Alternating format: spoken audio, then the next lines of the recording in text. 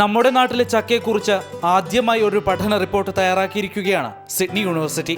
ചക്കയുടെ ഗുണങ്ങൾ പ്രചരിപ്പിക്കുന്നതിന് മുൻകൈയെടുത്ത ഒരു പച്ച ചക്ക മനുഷ്യനായ ആലുവക്കാരൻ ജെയിംസ് ജോസഫാണ് നല്ല മൂത്ത ചക്ക സിഡ്നി യൂണിവേഴ്സിറ്റിയിലെ ഗ്ലൈസിമിക് ഇൻഡെക്സ് റിസർച്ച് സർവീസിന് അയച്ചു കൊടുത്തത്. ചക്കപ്പുഴുക്ക് എങ്ങനെയാണ് പ്രമേഹത്തെ നിയന്ത്രിക്കുന്നതെന്നായിരുന്നു ജെയിംസിന് അറിയേണ്ടിയിരുന്നത്. ചോറ്, ചപ്പാത്തി എന്നിവയെ അപേക്ഷിച്ച് ചക്കയ്ക്ക് ഗ്ലൈസിമിക് ഇൻഡെക്സ് കുറവാണെന്ന് പഠനത്തിൽ കണ്ടെത്തി. ഏതെങ്കിലും ഒരു ഭക്ഷണം കഴിക്കുമ്പോഴും അതേ അളവ് ഗ്ലൂക്കോസ് കഴിക്കുമ്പോഴും രക്തത്തിലെ പഞ്ചസാര ഉയരുന്ന തോതുകൾ തമ്മിലുള്ള താരതമ്യമാണ് ഗ്ലൈസിമിക് ഇൻഡെക്സ്.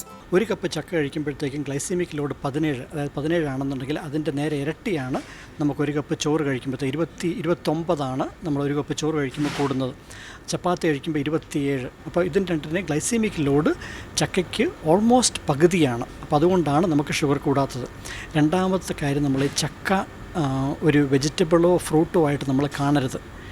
പച്ചച്ചക്ക, ഇടിച്ചക്ക ഒരു വെജിറ്റബിളും പഴുത്ത ചക്ക ഒരു പഴവും, എന്നാൽ മൂത്ത ചക്ക, നമ്മൾ പുഴുക്കിനുണ്ടാക്കാൻ ഉപയോഗിക്കുന്ന ചക്ക ഒരു കാർബോഹൈഡ്രേറ്റാണ്, അന്നജമാണ്. ഇതിനേക്കാൾ പ്രധാനമായി മറ്റൊന്ന് ചക്കയിൽ കലോറി കുറവാണെന്നുള്ളതാണ്. ഒരു കപ്പ് ചോറും ഒരു കപ്പ് ചക്കപ്പുഴുക്കും താരതമ്യം ചെയ്യുമ്പോൾ ചോറിൻ്റെ പകുതി കലോറി മാത്രമേ ചക്കയ്ക്കുള്ളൂ. അതായത് വിശപ്പ് മാറുകയും ചെയ്യും, കലോറി കുറവും. പൊണ്ണത്തടി കുറയ്ക്കുന്നതിനും ചക്ക സഹായിക്കുമെന്ന് ചുരുക്കം. നമ്മൾ കേരളത്തിലെ ഡയബറ്റിക് പേഷ്യൻസിന് എടുത്തു കഴിഞ്ഞാൽ അവർക്ക് കഴിക്കാൻ മാത്രം ചക്ക കേരളത്തിലുണ്ടാകുന്നില്ല. അതായത് അവർക്കൊരു ഒരു ദിവസം 100 ഗ്രാം പഴുക്കാത്ത ചക്ക കഴിച്ച് തുടങ്ങിക്കഴിഞ്ഞാൽ അത്രയും ചക്ക കേരളത്തിൽ ഉൽപ്പാദിക്കപ്പെടുന്നില്ല. കേരളത്തിൽ നിന്ന് ഒരു ചക്ക പോലും പുറത്തേക്ക് പോകേണ്ട കാര്യമില്ല. നമ്മളിതിനെ നന്നായിട്ട് കൊമേഴ്ഷ്യലൈസ് ചെയ്യുകയാണെന്നുണ്ടെങ്കിൽ.